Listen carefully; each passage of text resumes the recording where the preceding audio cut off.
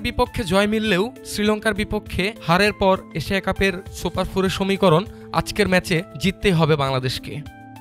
প্রথম ম্যাচে হংকংয়ের বিপক্ষে বিশাল ব্যবধানে জয়ে অনেকটাই এগিয়ে থাকবে আফগানিস্তান। যে কোনো ব্যবধানে জয় পেলেই সুপার ফোরে আফগান ও লঙ্কানরা। আবুধাবির শেখ জায়েদ স্টেডিয়ামে আজ রাত 8:30টায় শুরু হতে যাওয়া ম্যাচে নিঃসন্দেহে কিছুটা চাপে থাকবে বাংলাদেশ। যদি বাংলাদেশ ম্যাচটা জিতেও যায় তাহলে শেষ ম্যাচে শ্রীলঙ্কা আফগানিস্তান জয় পেলে রান রেট খুব গুরুত্বপূর্ণ ভূমিকা রাখবে সুপার ফোরের সমীকরণে।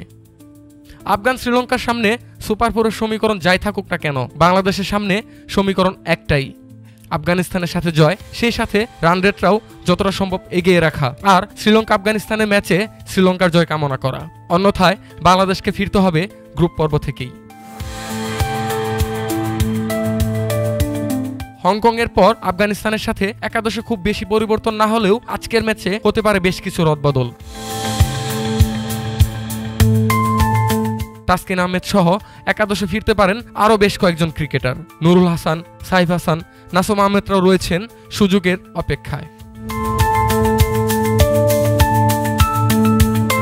Hasan Mithu, desk report, Dhaka today.